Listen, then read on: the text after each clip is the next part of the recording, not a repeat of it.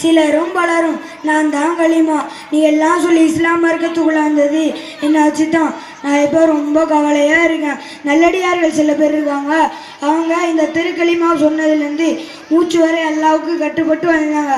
ஆனால் பல பேர் என்ன சொல்கிறாங்க,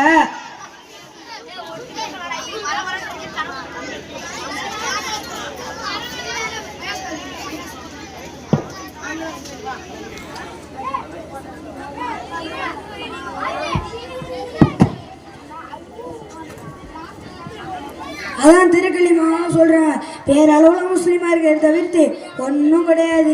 டேடி வைக்க மாட்டேன் ஏன்னு கேட்டால் என் ஒய்ஃபுக்கு பிடிக்கலையா, தொப்பி போட மாட்டேறாங்க ஏன்னு கேட்டால் அதெல்லாம் ஒரு அவசியமும் இல்லைங்கிறாங்க, தொழுக மாட்டேறாங்க ஏன்னு கேட்டால் வேலை இருக்குது, சின்ன பசங்க ஸ்கூல் இருக்குங்கிறாங்க, நோன்பு வைக்க மாட்டேறாங்க ஏன்னு கேட்டால்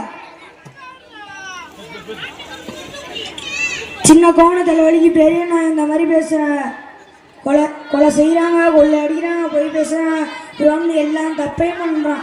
அதான் நான் கவலையாக இருக்கேன். அல்லாஹ்வையும் ரசூலையும் ஒப்புக்கொண்டு நீங்கள் எப்படியா இருக்கணும் மாற்றிக்கோங்க. சரி வரட்டும். அஸ்ஸலாமு அலைக்கும். நான் அந்த அண்ணன் பேசுகிறேன். அல்லாஹ் நபி ஸல்லல்லாஹு அலைஹி வஸல்லம் வழியாக கொடுத்த பெருங்கொடைதான் இந்த குர்ஆன். வழியாக கொடுத்த பெருங்கொடைதான் இந்த குர்ஆன். என்ன நல்லடியார்கள்ல சில பேர் என்ன ராகமா படிச்சு காரியா போனாங்க, இன்னும் சில பேர் விளங்கி படிச்சு ஆலிமாவா போனாங்க, இன்னும் பல பேர் மன்னன் செஞ்சு ஹாஃபிலா போனாங்க. அதனால மனசுக்கு அந்த சந்தோஷமா இருக்கு. ஆனா இன்னும் பல பேர் கயவனா வாழ்றான், ஓதுறாங்க, எடுத்து பார்க்குறாங்க, ஆனால் என் சொல்படி நடக்கிறதே இல்லை. ஏற்று சுருக்காய் குழம்புக்காகவானே அவன் இஷ்டப்படியே அவன் வாழ்றான்.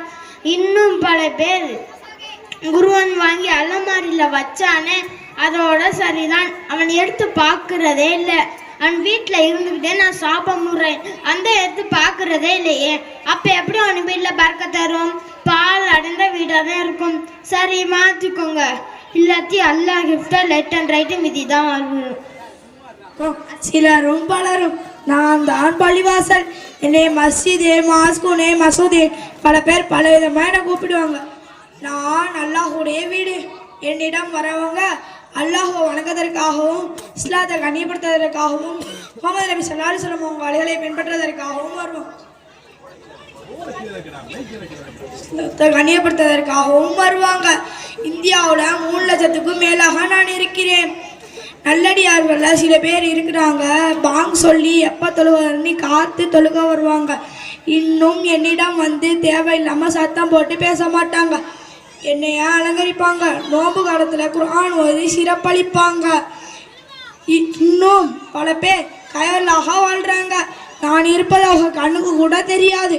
மௌத்தா போனதுக்கு அப்புறம் தான் ஜனாசாவா பள்ளிக்கு வருவாங்க. இன்னும் பல பேர் அரட்டை அடிப்பதற்காகவும் புறம் பேசுவதற்காகவும் வெடி சிரிப்பு சிரிப்பதற்காகவும் தான் வருவாங்க. தொழுவிட்டு தொழுத இடத்துல போட்டுட்டும் போயிடுவாங்க. நம்ம பள்ளிவாசல்னு சுத்தமாக வச்சுக்க மாட்டாங்க. நான் இருப்பதே அல்லாஹ்வுடைய நினைவு கூறதான். அதை மறந்துட்டு பாவத்தை சுமந்தே படுநறையில் போய் விழுந்துடாதீங்க, ஓகேவா? அஸ்ஸலாமு அலைக்கும்.